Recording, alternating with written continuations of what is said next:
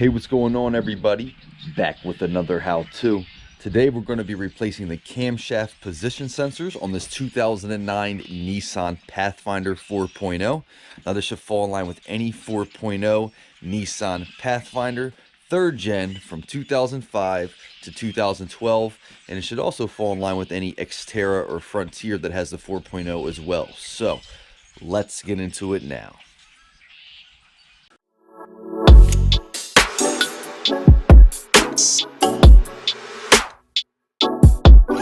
All right, guys, in the vehicle here. So this vehicle did have the check engine or service engine soon light on. Okay, it was for a P0340. The customer told me that it had a P0340, and for whatever reason he decided to clear the code. So this video will be pertaining to the P0340 and the P0345, which is the camshaft position sensors for these vehicles. Now this thing, sometimes it would stall, sometimes it wouldn't start, which is typical issues with a bad camshaft position sensor or crank. Sometimes it might not even start at all. He was having stalling, I think more was his biggest effect of this. So I'll go ahead and try to start it. Let's see if she starts up real quick. Started right up. And he drove it about 5 miles over here with no issue. So, it might run fine one day and the next day it might stall only 5 times. It's really, all over the place. But car had a P0340. So, like I said, engine light's not on anymore. He did clear it, but we know it had the code on and it is experiencing symptoms from a bad camshaft position sensor. So let's go ahead and get this job done. All right, guys, under the hood here. So like I said, this video is going to pertain to both the P0340 and the P0345. Both of these codes are essentially the same thing. They both are referring to the camshaft position sensor. The only difference is one is referring to bank 1 and the other one is referring to bank 2. So bank 1 and bank 2 are simply just descriptive terms to describe where the cylinder 1 is located, because bank 1 is the side or the bank, whatever you want to refer to it as, where the number 1 cylinder is located. Okay, so on this particular engine, bank 1, where the number 1 cylinder is located, is going to be on the passenger side. Bank 2 is the driver. So bank 1, bank 2. Okay, now P0340 is referring to the camshaft position sensor on bank 1 side, and P0345 is for the bank 2 side for the sensor. Okay, now this truck is only getting a P0340, but at the time of this video, it's 2023. This car was built in 7 of 08. The sensor's about 15 years old. They're original. I'm going to be replacing both of them. All right, so if one's bad, it's a good chance the other one is on its way out. In my opinion, I would do both of them, so that way you don't get a 345 or vice versa, a couple months down the road. All right, so we are going to be replacing both of them. Can you get away with doing one at a time? Yes, but just for reference, 340 is bank 1, 345 is bank 2. Okay, so now let's go ahead and get into the job. So the sensors are located on the back of the motor. All right, so they're basically like right under the valve covers in the back. They're going to be all but impossible to see here for me trying to shove my GoPro down there, but here is a little diagram from the factory service manual. It shows both bank 1 and 2, and this is as if we're looking at it from the back, because you can see the bell housing bolts right there of the transmission. So this is as if we were sitting in the vehicle or looking at it from the back. So another way you can verify, bank 2 is the driver's side and bank 1 is the passenger side. All right, so that's the locations of both of them. I'm going to try to get you guys in there so you can see. It's going to be kind of hard to see, but you're essentially going to be laying on the engine and getting this job done from the top, and it's going to be tight. It's not going to be fun, but very doable. So let's go ahead and get into the job. All right, guys, so first thing I'm going to do is actually remove this engine cover here. You probably can get away without removing it, although I'm going to do it because I'm going to be laying on it, and just for a little bit more arm room, shoving my arm down here on this back side, I think it's all but necessary to do. It's only held in with 2 10 mils, so I have a 10 mil here on an impact. We're going to fire both of these 10 mils right out, and once you get these 10 mils out, this thing is held in with 2 rubber grommet mounts. There's one on each side, one here, and one on the back. So if you pull up on it, this one's actually kind of loose already. So, but you can see there are the rubber grommet mounts, and they simply just lock into those mounting tabs. All right, so there's 1, there's 2. That's where this locks in. So we got that off. It gives us a little bit more work room, and especially with this job, it's going to be pretty tight. So be a lot easier to have this off. So let's go ahead and get to the sensors. All right, guys, so I'm doubting you're going to be able to see anything, but I'll try to show you where it is. So obviously we're right here. if we come back to the firewall, essentially it's right up against the firewall. I can't see the GoPro, so I don't know if it's showing it good enough, but if it is, I'll point an arrow to it. But that is the one on our driver's side. And we'll go over to the passenger here. This passenger one's gonna be a little harder to see, especially where I can shove this camera in, and you know, the workroom available here is not much, but hopefully, you know, we can see it. If not, you know, I apologize. But it's in that general area, and that is where both of these camshaft position sensors are. All right, so I'm going to go ahead, climb up on this thing, and then we're going to try to get access. So let's get into it. All right, guys, so there's not going to be a lot of visuals on this particular video simply because of where the sensors are located. I'll try to get as best as I can so you can see what I'm doing, but you know, obviously we're not going to be able to get a great shot up against the sensor as it's coming in and out. So just want to note that. But this is the setup here that I have in order to do this. I have a stool here so I can stand up on here, and then I can just simply lean over onto these pads here to protect myself and the engine. And now I can kind of get my arm back down in here, as you can see, and I can feel my way around here. So you can almost feel the sensor. If you know, I would familiarize yourself what it looks like, because then that'll help you feel what it is. I have my hand on it right here. Probably can't see me moving it, but I can feel the 10 mil and I feel the harness. So I'm right on it. I'm probably just going to go ahead and try to take the 10 mil out, and then I'll get the harness off once I have it out. But I want to get a 10 mil, and then we'll go ahead and get this thing out. All right, so I can hope you can see this here. As you can see, this is the that's the last coil right here. I am on the back of the valve cover, and I have a 10 mil ratcheting wrench. All right, so I'm on the 10 mil ratcheting wrench. Hopefully you can get a good view of that. I think that's going to be the best tool of choice. And if you heard it, I just broke the 10 mil free. I'm on the driver's side, so I'm trying to get this wrench back out. Simply wrapping my arm around right there. So I'm going in right here, and then that's how I'm gaining access. So I got that broken free. I'm gonna see if it's finger loose here. Yes, it is. I don't know if I got quite the right angle or strength to get on it though. So let me go ahead and try to get this bolt out, and then we'll get the sensor out. All right, guys, it's gonna be all but probably impossible to see here, but I got both of my hands here spinning that bolt out finger loose. I just about got it out here. So let me see, make sure you don't drop it. I'm literally handing the bolt to myself with my other hand. So there is our 10 mil. We'll put this right up here on the cowl. And now the sensor might be in there a little tight. You might have to finagle it a hair, but we got it.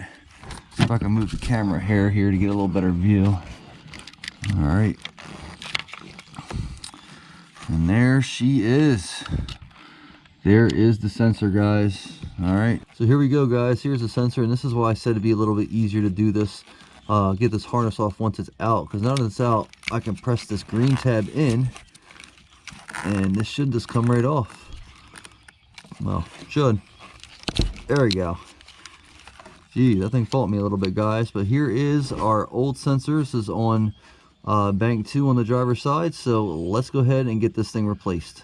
All right, guys, so here's a little old versus new action. So we just did the driver's side, which is the left side, and if you notice the difference between the camshaft position sensor on the driver and on the passenger is this has a straight harness connector, where this one is on an angle.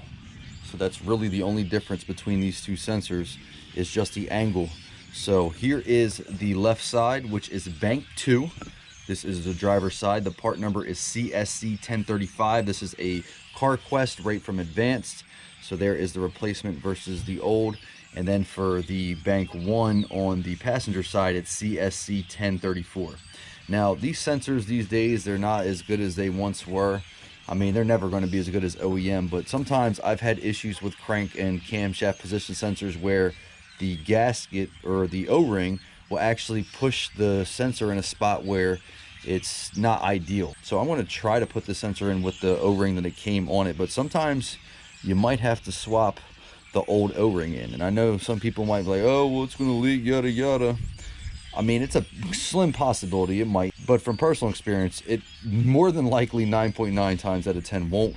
and it puts the sensor back into the exact position where it belongs. So sometimes with these cheaper aftermarket sensors, you do need to take the O-ring off of the original, the factory one, and put it onto the aftermarket replacement to get it exactly in the right position, because these things are very particular, very sensitive, and if you're having any issues with it not working once you install it, it might need to be repositioned, or it could just be simply the O-ring that's on there is way too big and is pushing it back in the hair or too forward in a spot where it's not reading exactly what it needs to. So keep that in mind. I'm going to go ahead and try these with the O-ring that comes on them, so I'm going to give them a shot and hope for the best, because I have had them work and there's been times that they haven't. But just note that you might need to replace the O-ring from the factory if you're having troubles with them, depending on which ones you get. Just want to note that. So here is our replacement. We're going to go ahead and get that thing in. All right guys, so hoping you can see here, but all I'm going to be doing is pressing in this harness back in. So we're going to get our harness back connected, just make sure it's nice and tight, feels good. Now I want to go ahead and try to get this back oriented by feel. Obviously not going to be easy, and then we're going to have to try to find the bolt hole with our 10 mil here. So I'm just going to go ahead, try to maneuver my way around down here, feel the hole out, and we'll probably hear this one pop in with that new O-ring. So that's what it really should do. I'm trying to feel where the bolt hole is too, so I can at least get it in the right orientation. Yep, just popped in. I don't know if you heard it, but she popped in. So like I said, camera work is going to be very shoddy, guys. It's not really the most ideal spot, but I got the bolt here, if you can see it, in my right hand. And what I want to do is take both of my hands and try to find this bolt hole. All right, make sure you're extremely careful here, guys, because the last thing you want to do is drop that bolt. I got the bolt in the sensor, I'm just not in the hole, and that's what I'm trying to do now, is find the hole. So you can kind of maneuver the sensor around till you find it. That's what I'm doing, just pressing it up and down so I can kind of get in the vicinity of that hole. I think I might be in it. I'm close to it anyway. Yep, there we go. All right, so you probably heard that bolt pushing into the threads. So now what I'm doing, I'm taking both of my hands and spinning the bolt back in. Nothing fancy. I want to get it finger tight. And what I want to do is take our ratcheting wrench and just snug the bolt down. Now, if you feel like you can somehow magically fit a torque wrench back here, be my guest. Here is the torque spec from the factory service manual. The torque spec is 86 inch-pounds. So if you think you can get a torque wrench in there, more power to you. But there's no way I'm getting either of mine in here, so we're going snug. And I just got the same ratcheting wrench that I was using when I took it out, so I'm going to sneak that back in here, and I'm just going to snug it down. So I'm on it. It's probably going to need a few turns here because I only got it so tight with my finger, but you don't need to lock this thing in. You don't need to hulk it. Just snug it till the wrench stops almost. So I'm putting a little bit of pressure on it and it's done. Got it in, guys. So the driver's side one is installed, harness is in, everything is good to go. One thing I'm going to suggest, and what I'm going to do, is I'm going to start this thing up now. You know, sometimes, like I said, these sensors can be very particular, especially with the O-rings, like I said. So just to make sure we don't have any issues with this bank, which, you know, wasn't even the bank that needed it replaced, because we had a 340, which is bank 1. This is technically bank 2, which would be a 345 code. So we need to make sure that this is going to start. So we'll go into the truck, start this thing up. If we're all good, we'll get into the replacement of the other side. All right, guys, we're in here. We're simply just going to start it up to make sure that bank is good. Started right up. And the other one still is bad, technically, because that's what we were getting the code for. But I wanted to make sure it was going to run with that side replaced, because like I said, these things can be very temperamental with positioning and O-rings and stuff like that. I have had it happen to me on multiple Nissans. You know, I always got it resolved, but I have had to pull it back out and change the O-ring, or, you know, reposition it, you know, from time to time on particular Nissan applications. So revving it up, guys, seems good, no issues. We got the driver's side in perfectly fine. So let's go ahead and get to bank 1, which is technically our problem side. All right, guys, we're on to the passenger side, which is bank 1 now. This one's going to be probably a little bit harder, a little bit trickier. I'll see if I can show you the sensor on this side. It's going to be a gray harness. It's going to be right there. It's going to be really hard to see. I'll point to it with the arrow. There's a hose right above it. So I don't know if you see that debris up hose, which looks like it's leaking a bit. Right underneath of that is the harness for this side. So we're gonna go ahead and approach this side. We're gonna be doing it blindly, just like we did the first time, but it's really the only way you can get this done, guys. So let's go ahead and get into it. All right, guys, onto the passenger here. So what I'm gonna be using is a regular 10 mil wrench. The ratcheting wrench is a hair too fat to slide over it where the harness is positioned on this particular side. So I'm just gonna have to inch it with a regular wrench, 10 mil. So what I'm gonna do is come right here on the top of the motor, right in the middle, basically. I'm gonna drop my hand down, and I'm looking here, like I told you, it's right below that hose, that harness right below the hose. That gray one is the sensor. So I'm just trying to feel out where the 10 mil is. All right, guys, I don't know if you can see here, but that gray harness, it's probably the best shot I might have got of it. That is the camshaft position sensor. I'm on the 10 mil. I don't know if you heard it, but I cracked it loose. So I'm just gonna have to keep sneaking back onto this and turning it out with the wrench.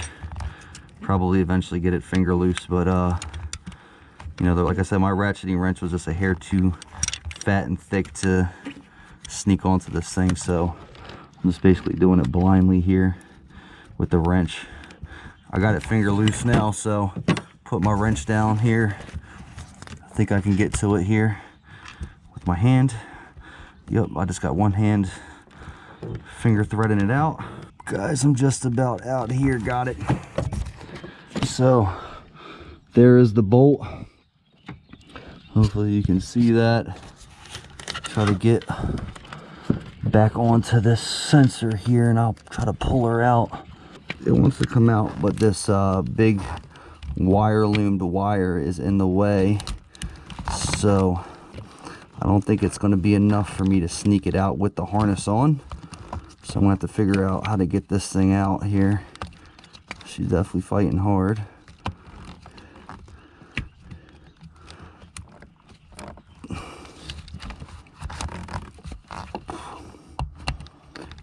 What I've done is spun this thing around. I'm hoping by doing that I might be able to get it snuck out. There it is. I actually got it out, guys, with the harness still on it. Now what I need to do is get this thing to come up to me so I can get it off. See here, definitely the worst spot. So there you go. You can see the sensor there. There is our gray harness that we were looking at. So same deal, it's the same style harness. You just got to plug in or push in that gray, dark gray tab here. So I'm going to move the camera so I can get both hands and pull that off. But there is the sensor, guys. Just push in that dark gray tab, press it in, pull the harness off, and this thing will be free. All right, guys, so she fought hard, but we got this thing out here. So here is the original Bank 1 passenger side sensor, camshaft position sensor. So let's get the replacement and we'll get this thing in. All right, and like I noted earlier in the video, Bank 2, which is the driver's side, part number is 1035. On the passenger side, which is Bank 1, this straight camshaft position sensor, it's CSC 1034 is the advanced part number. All right, so this is the passenger side. Let's go ahead and see if we can sneak this thing in. All right, guys, so I am prepared for this to not be fun to get back in, because this was much tighter than it was on the driver's side. Probably say do the driver's side first, just so you get the feel of how this works. So what we're gonna do is go ahead and plug this bad boy up here.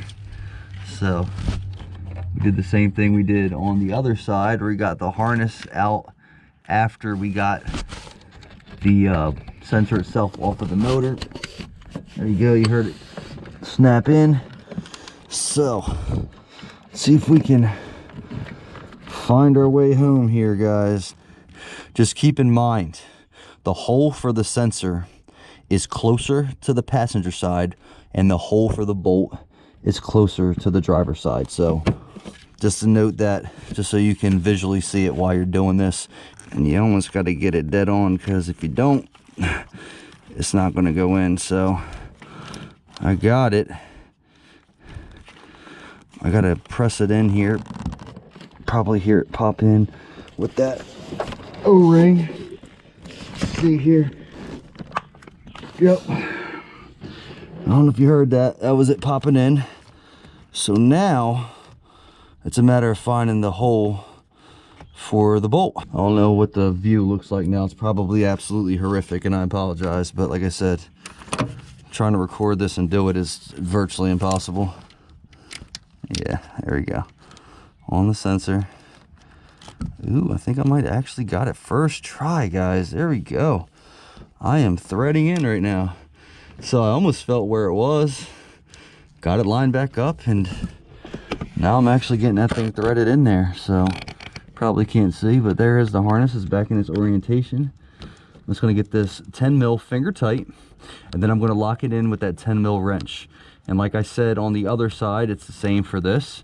The torque spec is 86 inch-pounds. If by any chance in hell you think you can get your torque wrench in there and torque it, be my guest. But just so you can have it if you want it, 86 inch-pounds. I got it all the way in finger tight. I'm gonna go ahead and snug this thing in here with my wrench. So on it, I'm just gonna have to inch my way tight, but shouldn't be anything too crazy. I'm about right there right now. I think probably one more turn. Yeah, that feels great. Got it, guys.